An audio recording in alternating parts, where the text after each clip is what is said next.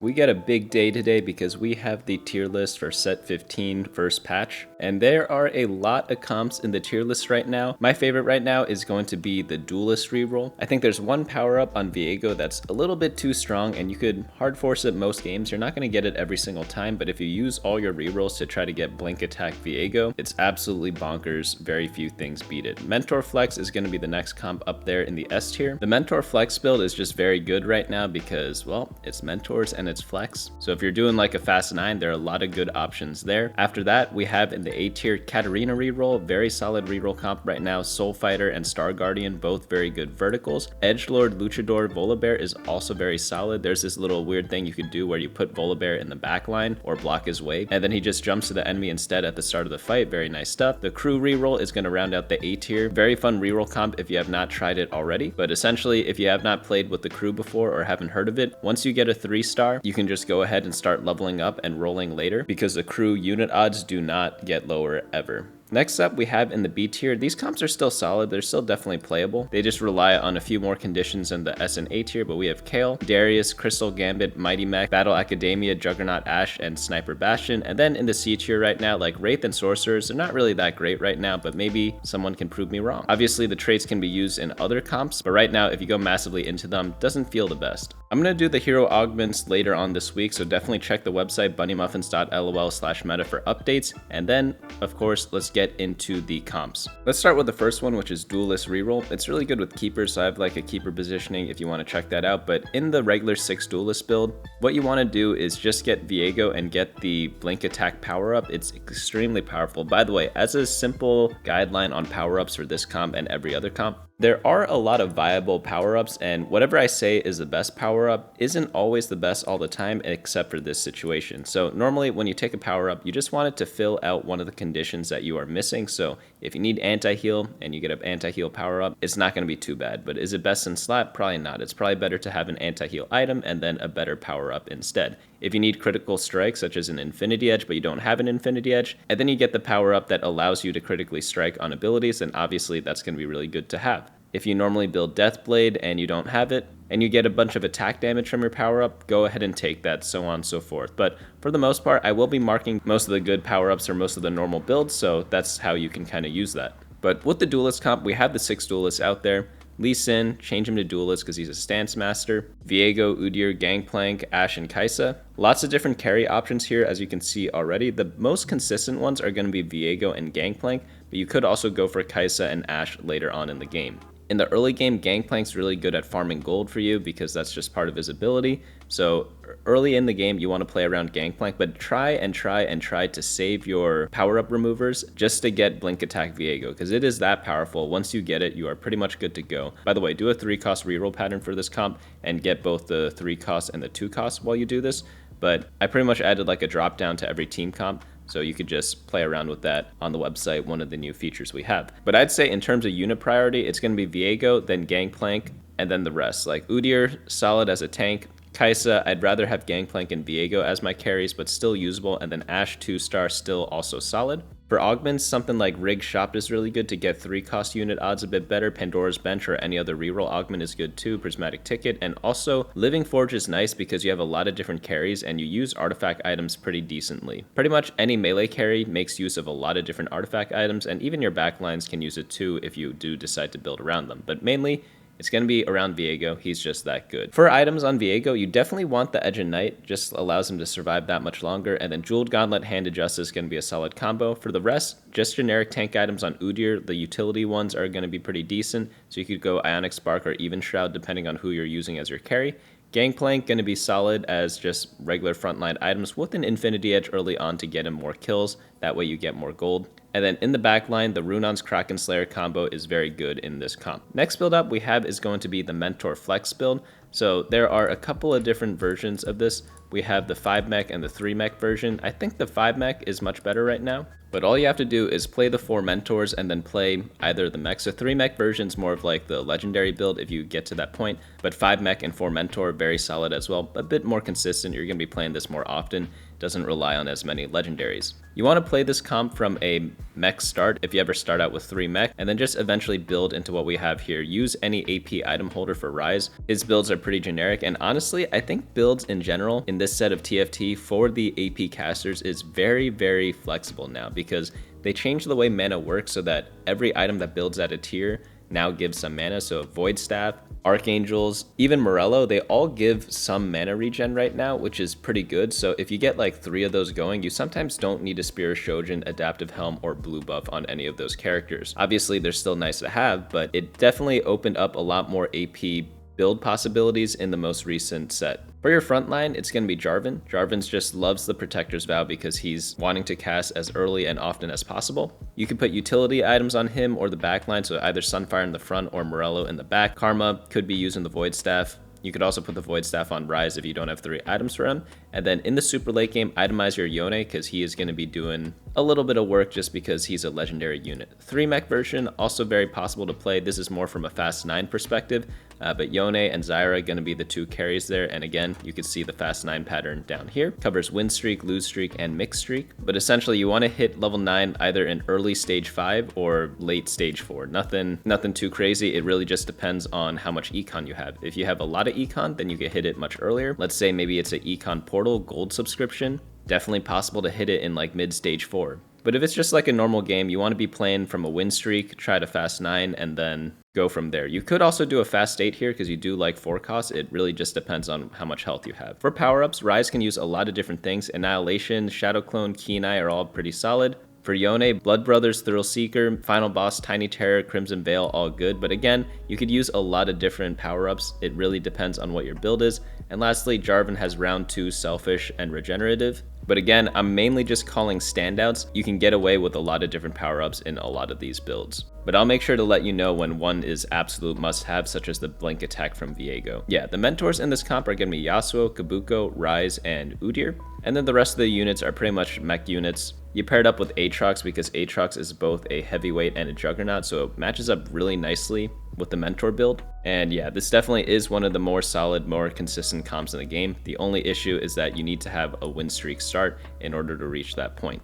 Let's go into the A tier comps. We're just going to start out with Katarina. She's best in 7 Battle Academia. Her ability is teleports behind you, so you blink to the enemy with the lowest health, deal a bunch of damage. But with the Battle Academia potential, she gets another cast of it. What you can do when you do Katarina reroll is combine it with a Rakan 3-star. But if for some reason you can't get Rakan 3, you could use Leona as your tank instead. And then if you have extra items, throw them onto Yuumi. She just likes any ability power items. Just make sure you have some form of magic penetration to help both Katarina and Yuumi to get stuff off. By the way, since Katarina is an executioner, you do want to be running Rise. He also has a benefit of giving you the mentor buff. And because she is an executioner, you do not need Jeweled Gauntlet, so it's really good to combine items such as Striker's Flail and Hand of Justice to add more critical strike chance. But Edge of Night I think is the most important item on her because you just need her to live, and that's just the best item at allowing squishy assassins to live.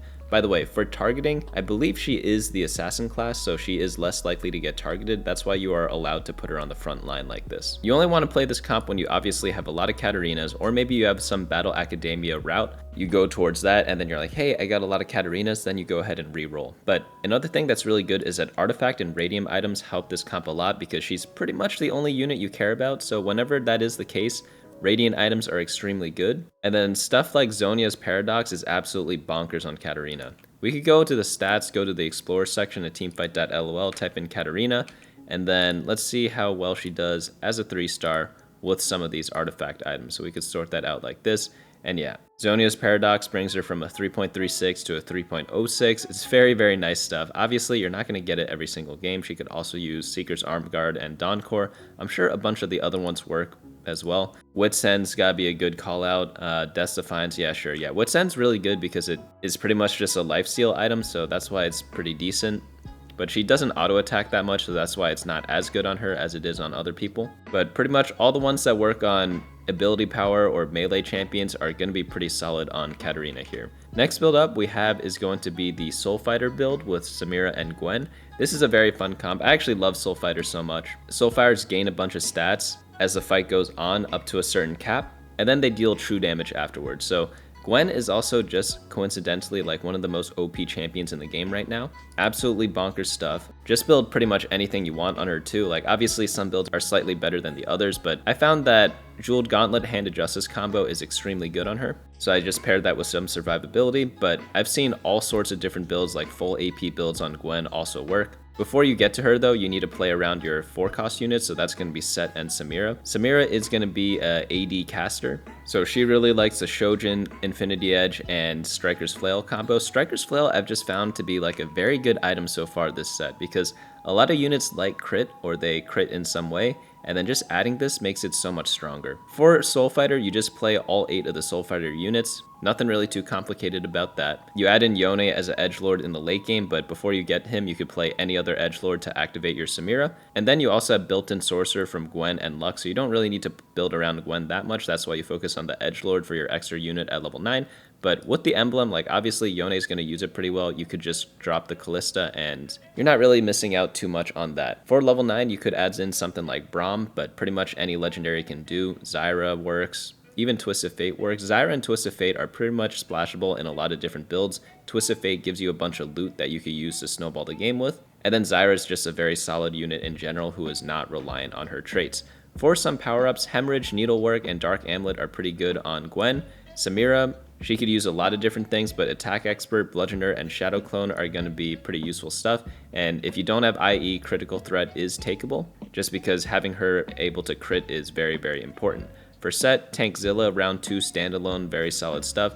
So you definitely want to get one of them on Gwen. Gwen is just OP right now. And then for your second power-up, Set or Samira, you kind of have to judge how the rest of the fights are going, whether you need more tankiness or whether you need more damage. Whoever has 3 items and whoever's 2-star, they're going to take priorities. That's pretty much the rule with power-ups in general. Like, you just want to put them on your upgraded units. By the way, for augments, any of the Soul Fighter trait augments are going to be very solid for this comp. It is definitely a signal to go for this, but other good callouts is going to be little buddies. Every time you play a vertical comp, you end up playing a lot of little buddies. We have 1, 2, 3, 4 with Nefiri, Xin Zhao, Lux, and Callista as little buddies. And then also Climb the Ladder is really good because when you run only one trait, well, you're going to be climbing the ladder a ton. So anytime you have like 7 or more in a trait, Climb the Ladder is going to be good, and more often than not, Little Buddies is going to be pretty solid as well because you play a lot of low-cost units. Next up we have is going to be Star Guardian. Star Guardian is an extremely fun comp. Speaking of Climb the Ladder, like this is probably one of the best comps to play Climb the Ladder with. And it's just because like everyone is a Star Guardian. You could get as many as you want. There are a couple of different builds out there, so honestly, I found that all the Star Guardian carries can carry. So Poppy is obviously your main tank, but then Seraphine, Ahri, and Jinx all do a ton of work. I've had a 2-star Ahri with no items compete with itemized Jinx and Seraphine sometimes. That's how much damage she's doing. But if you 3-star her and give her some items, it's nice. You don't have to 3-star her, it is optional. If not, focus your power-ups on Poppy, Seraphine, and Jinx. And what I really like is the Star Power I think it's called. No, it's called Star Sailor. It's an extremely good power-up in this build because it just strengthens how much the Star Guardian buff gives. But there are other good callouts as well. Like Poppy's Unstoppable, it's probably like her best one. Ahri can use all sorts of different stuff.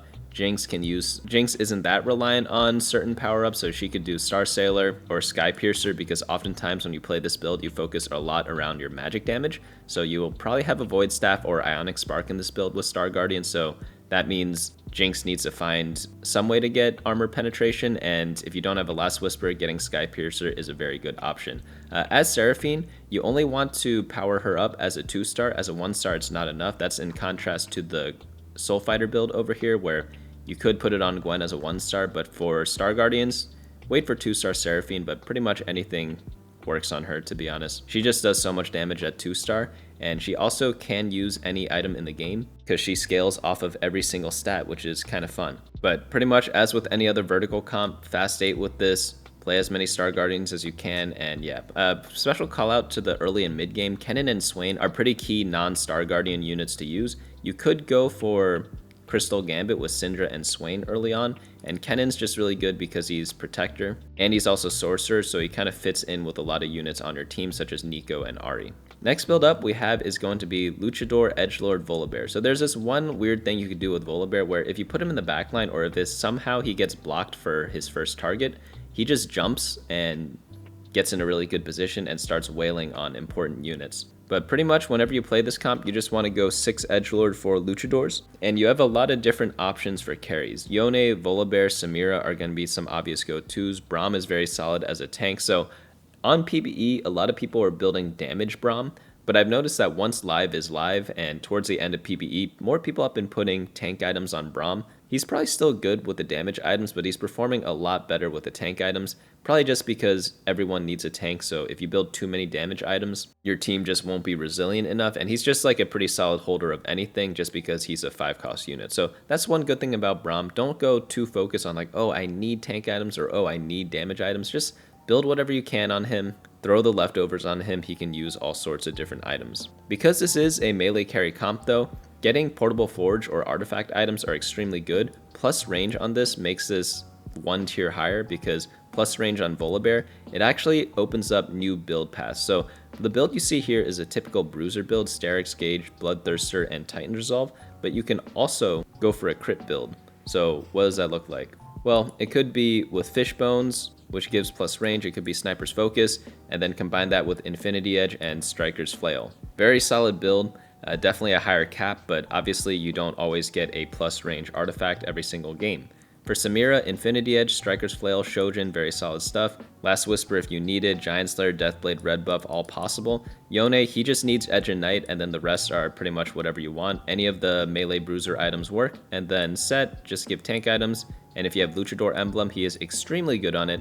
The stats on this, if I remember correctly, are absolutely disgusting. So if we go to Explorer, type in Luchador Emblem, and then we look at who the best holder is, it's going to be Set by far.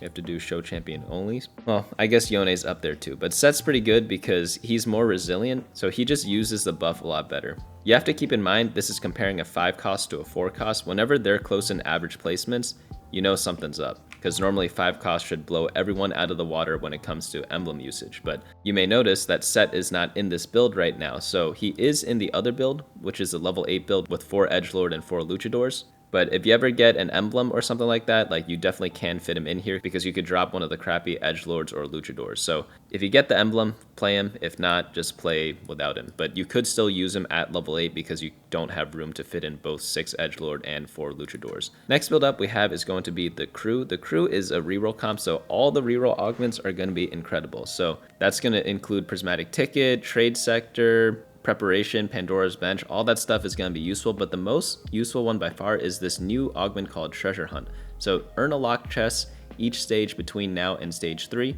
You can unlock each chest when you spend 20 gold on shop rerolls. Also, it's not stage 3, that's a typo. It's, I think, stage 5 or 6, I forget which one it is. All I know is that it's not stage 3. But because you're rolling so much, you just get to that threshold really, really quickly because you obviously need to roll for all your crew units. But as long as you're hitting 3 costs, you're going to be doing fine. Like if you're contested, it's going to be really rough. I would not play it while contested, and having a reroll augment really does help. But talking about the build, you just run all the 5 crew units. You have Strategist activated as well, so Jarvan's really good there, Janna, just because they have good utility. Jarvan, you want the mana item on him. And then Malphite, just generic tank items will do. Having a stone plate on him is much better than every other item though, so make sure you solo frontline him. There's one power up where it's like stand alone or something like that, where if your champion is alone in his row, he gets a bunch of health. That one's pretty solid on him if you isolate him up front like this. Sivir is going to be an attack damage caster, so you want Infinity Edge, Shojin, plus more crit with the Striker's Flail. And then in the late game, you have Twist of Fate. He kind of uses anything. I've seen all sorts of items work, so whatever you have left over, drop it on him. I like having Morello or Red Buff on him, but I've seen Rageblade work on him pretty decently. Well, we could actually just look at the Explorer just to see what items are good with him. You could also go to Stats Champions and look up Twist of Fate. Either method works. He's actually the best performing unit right now, but yeah, Rageblade's good, Shojin's good, like, and anything works on him. Like you see AP items, you see AD items, it's like, really whatever you have, just get items on Twist of Fate. if you are playing around him, especially in the crew. Next build up we have is going to be the B tiers. So B tiers, we have Darius Reroll. This comp used to be good like a day ago, but they nerfed it right before the patch went live. But essentially all you do is play the supercells and then Darius, get him some crit, get him a Hand of Justice for some healing, and he just resets a lot and he deals a lot of damage to tanks. It's really good stuff. Combine that with some sort of secondary carry. It could be Udyr as a tank and then secondary carry with Kayle or a Kayle, depending on who you get. Sometimes you don't always get Kayle 3-star. A Kayle could pretty much just use a Thieves Gloves, or you could build custom melee items for her. Both work. One annoying thing about this comp is that it uses a lot of gloves because both Darius and Kayle both really like glove items. But combine this comp with 4 Mentor, and it'll be pretty good. You could also play a heavyweight version where you reroll for Jace and Darius, and then you go for 4 or 6 heavyweight. That version also works, but right now I think the Mentor version is slightly better, although this comp did get nerfed, so both of them aren't really that special. But if you get the opportunity to go for this, you get a lot of Darius's, or maybe you get Rig Shop, which is really good for 3-cost units. Might as well try to explore this option. For power-ups, Darius likes Supremacy, Bludgeoner, Final Boss, or Thrill Seeker. Kayle can use a bunch of different stuff, but Sky Piercer, Hat Trick, and Bullet Hell are all pretty solid. But as with most melee comps and most reroll comps, artifact items are really good. It definitely raises Darius up a tier. Silvermere Dawn is very solid. Spectral Cutlass, Prowler's Claw, and Radiant items also work really well. But so many different things work. Any of the melee ones are going to do pretty solidly on Darius. But yeah, that's what you kind of want to look out for with the augments. Get a lot of gloves with Mace's Will, or get artifact items with Living Forge, Portable Forge, Latent Forge, things like that. Next build up we have is Crystal Gambit. So you could always play Crystal Gambit and lose streak with it. That way you can just pivot to any comp you want. That's always been very viable as long as you can keep the lose streak up. But if you do go for the 5 or 7 Crystal Gambit, you definitely want to be able to kill a lot of units. Losing is still good, but killing units is one of the better ways to stack up the chest for the trait. But for your carries, it's going to be Ashe. Ashe is so solid. And then Swain's going to be your main tank. And then you just run a bunch of random legendary units. Obviously, Zyra is going to be a Crystal Gambit herself. But all the other legendaries, whatever's good in the meta, that's who you're going to play. So itemize them with the extra loot. You should be able to have room for all that. But overall, this comp's okay. There are better things to kind of play. Mighty Mech's going to be the next build. The Mentor build probably is a bit better. So that's why this is lower on the tier list. So if you ever are going 7 Mech, you gotta ask yourself, should you have gone 4 Mentor, 5 Mech instead? But if you do end up playing it, it is still pretty nice. Karma's just a little bit weak right now, I think, compared to other 4-cost units, but Yone's still very solid. Jarvan is going to be played in so many different comps because he just has AoE stun. And if you ever do get the Prismatic Mighty Mech, it is hilarious. You have to get all the augments and then still field 7 Mighty Mechs. Pretty difficult to do, but well worth the effort. Next build up we have is Battle Academia. This one's going to be a Yuumi focused build. We had the Katarina build earlier, but the Yuumi Leona version, which is just like the standard Fast 8 version, it's playable. It's definitely not horrible, but definitely better things to look out for. The higher level you go, you want to add in more prodigies to make Yuumi a little bit better. So here we have Poppy in right now. At level 8, she's good because she's a 4-cost and she's a heavyweight, but when you want to buff up Yuumi a bit more, just add in more prodigies. It's going to be Seraphine at 5 costs and Malzahar at 3 costs. Malzahar is a little awkward, but Seraphine definitely is good. She's just very solid in a lot of different builds. Give her the Morello and she's going to apply it to a lot of different people, but pretty good build. I would only go for this if you get Battle Academia augments though, because right now I just think there are better comps to go for. Next build up we have is Juggernaut Ashe. This is kind of just like the generic tank plus Rageblade user backline. There aren't too many people who are like spamming Rageblade Kraken Slayer in this meta right now. Perhaps in the future this may change, but Ashe definitely is one of the better users of this. And if you ever did run Crystal Gambit in the early parts of the game, it does make a lot of sense to keep running it when you play her, and just get those tiny cash outs later in the game once you don't want to lose anymore. Set gonna be the main tank here. Standard tank items on him, nothing too crazy there. In the late game, obviously, if you want to still run Crystal Gambit, Zyra is a very good option for that. She could use all sorts of different items, but AP and utility and casting a lot definitely is nice because she just increases attack speed for a lot of different people. Next build up we have is going to be Kayle Reroll. Kayle's pretty good. She's used a lot in Juggernauts. Maybe I should rank her a little bit higher. I did have her at the top of the B tier before, but I just haven't moved it. She's really good if you get the Zac hero augment. This build makes a lot of sense to do in that case, but Kayle's nice because the higher level you go, the better she gets. And yeah, just standard Rageblade, Archangels, Hextech Gunblade build. We've seen this build a lot before in previous sets on these types of carries, and yeah, it's just the same thing here. Nothing too crazy going on. There also is a crit build that people are doing on her, which is Rageblade, Jeweled Gauntlet, and Striker's Flail.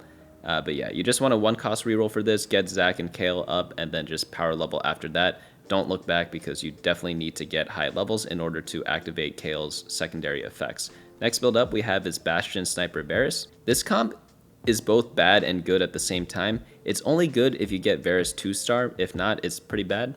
So definitely don't play this unless you have a ton of gold, because just playing around Jinx isn't going to be enough. So you need to get both Braum, at least 1-star Braum, but 2-star Varus for sure. But I will say once you get there, the build is good, but you could say that about any build. That's why it's in the B tier. Any build that has their 2-star legendary that they've been looking for all game, they're going to do well, so just keep that in mind whenever you are playing this. But sometimes you just get an early Varus, and he's going to be really good. Classy, especially, is going to be a pretty nice power-up for him. That is the one that makes his last trait more effective. But that's going to be it for the B tier comps. For C tier, we have Wraith and Sorcerer. I don't really want to go into these too much because they are in the C tier. I don't really think you should be playing them, but there are definitely viable builds for them, but maybe in a future patch. So look out for those later on. Like, you can still play them right now. Like, I mean, if you get all the champions for free, like, why not, right? But if you're thinking about a comp to force from the beginning, probably better things to go for. But just to sum up, go for the Blink Attack Viego. Gonna be super duper duper duper duper strong. Mentor Flex, very solid as like the standard Fast 9 build, and then bunch of rerolls and vertical comps in the A tier right now. Normally at the start of sets, that's kind of what is good. All the verticals and reroll comps, just because they're a bit easier to play. And then I guarantee you in like a couple days, there's gonna be some new OP comp that no one's played before. That's normally what happens during the start of every set. Last set, it was the Nitro build where people went Nitro Flex and use it to build anything, and before that I think it was like some Syndra build. There's always some build that just takes over the second week of the first patch, so any predictions, leave them down below, but hopefully that doesn't even happen. Maybe we just get a good patch, the entire patch. So let me know down in the comments what you think of this tier list. What do you think should be added? What's missing? What comps did you like to play a lot recently? And also I will be updating the hero augments. Like, I haven't sorted this, so this will be sorted in due time. So definitely go to the website bunnymuffins.lol/meta to check out on the latest updates, especially if they have some sort of hotfix later on in the week. And of course, for all your data needs, head on over to teamfight.lol if you want to check for yourself or dive a little deeper into what's good and what's bad. But that's going to be it for me today. Hopefully you all enjoyed this video, and I'll see you all next time.